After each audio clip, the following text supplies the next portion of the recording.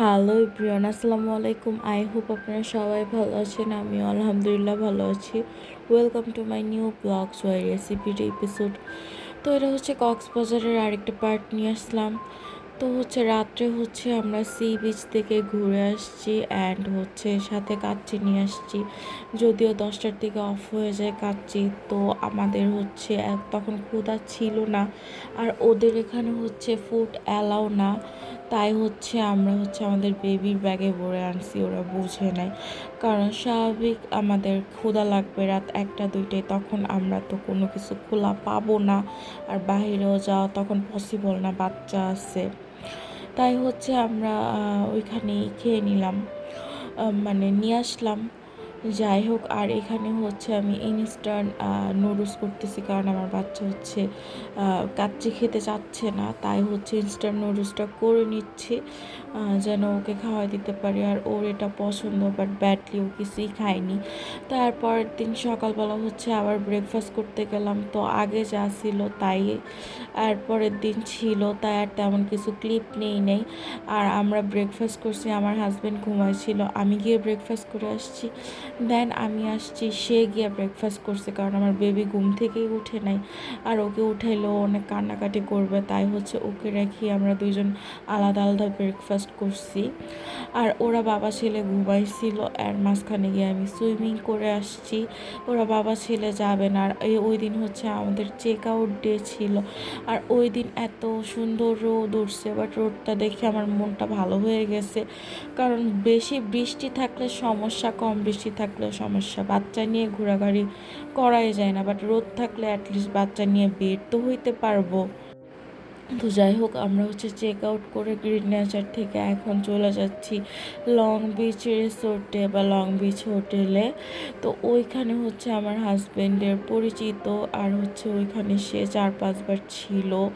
আর এটা খুব কাছেও, কারণ আমরা যেহেতু মেরিন ড্রাইভের ওইদিকে হোটেল পাই নাই, তো এই দিকেই উঠছি। কারণ আমরা যেই হোটেলে ছিলাম ওইটা 2 দিনের জন্য বুক দিছিলাম, তো 2 দিন পরে ওনাদের অন্য বুক হয়ে গেছে, আমরা রুম খালি পাইনি। তাই আমরা লং বিচে চলে আসলাম। বাট লং বিচটাও দেখতে খারাপ না, খুবই সুন্দর। এটাও কিন্তু অনেক লাক্সারিয়াস, তো ভালোই লাগছে। রিসেপশনটা খুব সুন্দর। তো আমার ছেলে সকালে যেহেতু খাই নেই, তো ওর ক্ষুধা লাগছে, তোকে আমি ইনস্ট্যান্ট নুডলস বানাই খাওয়াচ্ছিলাম। দেন আমাদের রুম রেডি ছিল, তো ওরা আমাদের রুমে সব কিছু দিয়ে দিল। তো এখন চলে যাচ্ছি।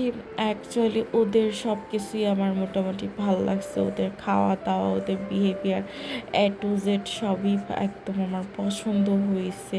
মানে আগেরটায় অনেক নিয়ম ছিল, গ্রিন নেচারে এত নিয়ম কানুন ছিল না। তো এইটার ওয়াশরুমটাও খুব সুন্দর ছিল, অ্যান্ড রুমটা খুব বড় ছিল। এক্সট্রা কেবিনেট, মানে একটা হোটেল রুমে যা যা থাকে, বাট এটা খুবই বড় ছিল। ইভেন এটার সাথে অ্যাটাচড বারান্দা ছিল। গ্রিন নেচারে ওইটার সাথে অ্যাটাচ বারান্দা আমরা পাই নাই। যদিও এটা সি ভিউ রুম না, বা এটা সি ভিউ মানে সি থেকে একটু দূরেই, মানে এটা রাস্তার মাঝখানে পড়ছে। তো এই রুমটা খুবই বড়, মানে আমাদের 3 জনের জন্য ভালো হয়েছে। আর এই তো আমার ছেলে এখানে খাওয়া দাওয়া করতেছে, ওর বাবা ওর জন্য সিপি আনছে। আর এই বেলকনিটা, বেলকনি থেকে বাইরের সব কিছুই দেখা যাচ্ছে। আর এখানে আশেপাশে দোকানপাট আছে, যে কোনো কিছু লাগলে নিচ থেকে বের হইলেই পাওয়া যাবে। তো যাই হোক, আর এটা ওয়াশরুমের 2টা পার্ট আলাদা ছিল।